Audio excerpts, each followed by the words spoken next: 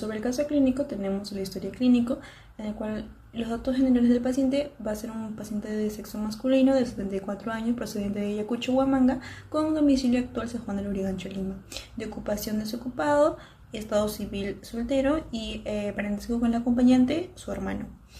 Como motivo de consulta, que es el 20 de enero, se le presenta un deterioro general y dificultad respiratoria a pesar del uso de oxígeno en casa. El familiar refiere que hay un empeoramiento del cuadro respiratorio en domicilio, motivo por el cual trasladan al paciente a un servicio de emergencia. Como antecedentes previos tenemos la presencia del deterioro de estado general. 3 días previos al ingreso se presentó hiporexia, malestar general, disminución del estado funcional. Un día previo al ingreso requirió del uso de oxígeno y un empeoramiento de los síntomas respiratorios. En el caso del examen físico, en el estado general presentó un mal estado general, estado de conciencia, la piel pálida, fría. En el caso del aparato respiratorio, murmullo vesicular, presencia de roncantes, presencia de crepitantes, una disnea y un compromiso respiratorio, el cual va a requerir de oxígeno suplementario. En el caso del aparato cardiovascular, taquicardia y un ritmo cardíaco conservado. En el caso de los signos vitales, presenta taquipnia, taquicardia, hipotensión, la saturación de oxígeno baja. Y en los exámenes auxiliares, los leucocitos elevados, lo cual nos indica una infección, las plaquetas, una trombocitopenia. En el caso de la gasometría, hay una compatibilidad a una insuficiencia respiratoria aguda asociada a una acidosis metabólica y probablemente una hipoxia tisular secundaria a un compromiso cardiopulmonar. En el caso de los electrolitos, nos sugiere los resultados nos sugieren que hay una hidratación por una alteración del balance hidroeléctrico y el estado crítico que presenta el paciente también presenta hipocalemia leve con un riesgo de alteraciones cardíacas y rítmicas. También hay el cloro elevado, lo cual es compatible a un trastorno metabólico. Luego el paciente también presenta hipercalcemia severa, una hiperglicemia y anemia severa. En el caso de la función renal, los resultados son compatibles a una insuficiencia renal severa o alguna falla renal aguda. Y en el caso de los marcadores inflamatorios, hay un proceso inflamatorio sistémico severo. Sugiere que también hay una lesión miocárdica o un daño cardíaco agudo, aparte de una sobrecarga cardíaca. Entonces hay una falla multiorgánica en desarrollo. Durante la hospitalización se le realizaron escalas de riesgo trombóticos, hemorrágicos y la severidad clínica. En este caso, el paciente tiene un alto riesgo de trombosis venosa profunda, tiene un alto riesgo a sangrado intrahospitalario y tiene un alto riesgo a la mortalidad hospitalaria. Ahora continuaremos con los hallazgos radiológicos encontrados. Nuestro paciente tuvo 4 radiografías, la primera el 19 de enero, la siguiente el 20 de enero, la posterior el 28 de enero y la última el 1 de febrero, para seguir el curso y evolución de su estado, en las cuales podemos observar que hay opacidades alveolares bilaterales en color blanco, que a menudo están parchadas y tienen esa característica forma en alas de mariposa. También vamos a encontrar que la distribución es periférica y difusa. Vamos a encontrar un broncograma aéreo y también presencia de consolidaciones justamente. Y el tamaño cardíaco es normal, y lo cual es clave para poder diferenciar de su origen, que es no cardiogénico. También tenemos que tener en cuenta que no hay presencia de derrame pleural, no encontramos cefalizaciones vasculares ni algún signo claro de alguna congestión venosa. Y algo importante es que el pedículo vascular se encuentra conservado menor a 60 milímetros.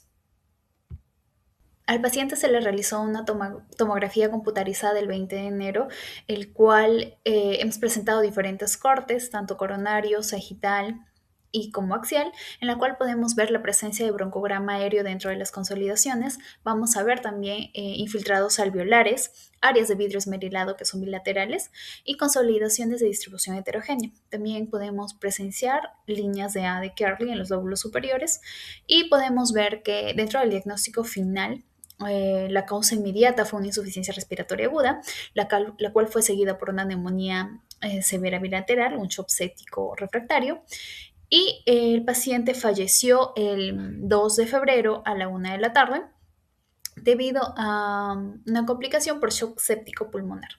Pero señalado en las flechas podemos encontrar los hallazgos relacionados con el edema pulmonar no cardiogénico.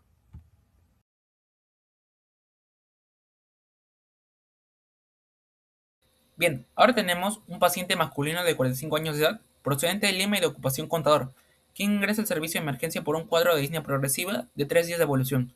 En la sintomatología tenemos que el paciente inicia con una disnea de mediados esfuerzos y que esta evoluciona posteriormente a una disnea de reposo. La paciente refiere además tener ortopnia y episodios de disnea paroxística nocturna. Asociado a ello, presenta también una tos con expectoración espumosa blanquecina, palpitaciones, una diaforesis profusa y una sensación febril. Por otro lado, dentro de los antecedentes personales, tenemos que el paciente presentaba una hipertensión arterial de aproximadamente hace unos 8 años, sin control alguno, y antecedentes también de soplo cardíaco. Ni además diabetes mellitus, tuberculosis y hábitos de tabaquismo. Por otro lado, al examen físico, el paciente se encontraba en un mal estado general, con fases de estrés respiratorio, taquipnea y además también se evidenció cianosis distal y una diaforesis marcada. Por otro lado, en las funciones vitales, el paciente presentó una presión arterial de 90 sobre 60 milímetros de mercurio, una frecuencia cardíaca de 132 latidos por minuto, una frecuencia respiratoria de 34 respiraciones por minuto y una saturación de oxígeno al 82%. Todo ello es compatible con una insuficiencia respiratoria aguda hipoxémica. Por otro lado, al examen respiratorio se pudieron ocultar estertores crepitantes predominantes en el hemitórax derecho y además también asociado a ello se pudo encontrar una disminución en el murmullo vesicular en la base pulmonar derecha. Por otro lado, en el examen cardiovascular, se destacó que el paciente presentaba una taquicardia y una presencia de un soplo holosistólico en el foco mitral, el cual se irradiaba hacia la axila. Asimismo, también se presentó que tenía un pulso periférico hipocinético y un llenado capilar mayor a los 2 segundos. Finalmente, dentro de los exámenes auxiliares tenemos que en el hemograma se evidenció una leucocitosis mayor a los 16.000 y una elevación del PCR. Por otro lado, la procalcitonina resultó negativa y además también se encontró una elevación significativa del BNP, lo cual permite orientarlo hacia una etiología cardiogénica. Finalmente, también en la gasometría arterial se mostró un pH de 7.31, una PaO2 de 54 milímetros de mercurio y un PaCO2 de 48 milímetros de mercurio. Todo ello también es compatible con una insuficiencia respiratoria aguda, con una hipoxemia severa. Además, también tenemos que como diagnóstico predictivo podemos plantear que el paciente presentaba una insuficiencia cardíaca aguda descompensada. Bueno, en mi parte hablando referente a las radiografías, los hallazgos que podemos encontrar serían los siguientes.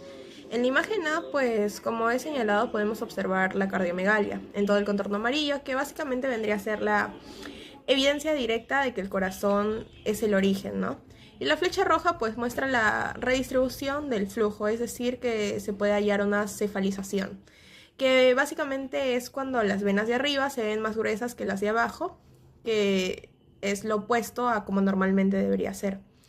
Y en la imagen B pues se muestra en una parte hay como un pequeño zoom donde podemos observar la zona iliar, donde se señalan pues lo que vendría a ser el borramiento iliar, que es donde el contorno del vaso se pierde por el líquido, y también las líneas B de Kerley, que son esas pequeñas líneas horizontales blancas en la base del pulmón, que mayormente son típicas de... En la siguiente imagen pues básicamente vamos a abarcar todo lo que es tomografía. Acá, como podemos ver en la imagen, pues hay como un recuadro de zoom que he señalado como este pequeño zoom para aislar la zona representativa, que vendría a ser el crazy paving, y en este recuadro pues las puntas de flechas amarillas van a señalar lo que es el engrosamiento septal, y podemos observar que hay como líneas blancas, ¿no?, que van a formar la red, y todo el área grisácea de fondo es el vidrio esmerilado. Y bueno, esta combinación es el crazy paving, y este hallazgo mayormente es clave porque demuestra que el edema está tanto en el alveolo como en el intersticio, ¿no? El alveolo, que sería el vidrio esmerilado, y el intersticio, los septos. Ya en esta última imagen, pues básicamente la imagen de esa tomografía se usa para explicar la causa mecánica del edema, ¿no? Podemos observar que hay una línea segmentada blanca que muestra la vena cava superior engrosada, y esto mayormente te puede decir que la sangre está haciendo como una especie de cola, ¿no? Porque tiene que esperar para entrar al corazón, ya que la presión adentro pues es muy alta. También en el contorno, todo el contorno naranja pues muestra la aurícula izquierda dilatada, que básicamente es la cámara que recibe la sangre de los pulmones, ¿no? y por consecuencia, si está dilatada, se confirma que la presión retrógrada hacia los pulmones es la causa principal del edema. Y también pues podemos observar las flechitas amarillas, ¿no? Que ya van a señalar los cilios vasculares congestivos para que se vea cómo los vasos principales están hinchados antes de entrar al pulmón. Ahora, para concluir la presentación de este caso clínico, pues realizamos como la integración de todos los hallazgos imageneológicos con la sospecha de clínica inicial, ¿no? Y bueno, la presencia de cardiomegalia y la redistribución del flujo cefálico en la radiografía inicial, pues sumada a la progresión hacia el patrón alveolar que observamos que estaba en alas de mariposa, y la evidencia del derrame pleural bilateral, pues van a confirmar que hay un estado de congestión hídrica pulmonar de origen hidrostático. Pero al mismo tiempo los hallazgos de alta resolución que pudimos observar ya en la tomografía computarizada, específicamente lo que vendría a ser el engrosamiento de los septos interlobulillares y el patrón de Gracie-Pavin, junto con la dilatación de la aurícula izquierda y los vasos ciliares, pues básicamente nos van a permitir descartar etiologías inflamatorias o infecciosas primarias, ¿no? Y es por ello que el diagnóstico final vendría a ser lo que es el edema agudo de pulmón, y esto sería de etiología cardiogénica en la fase alveolar.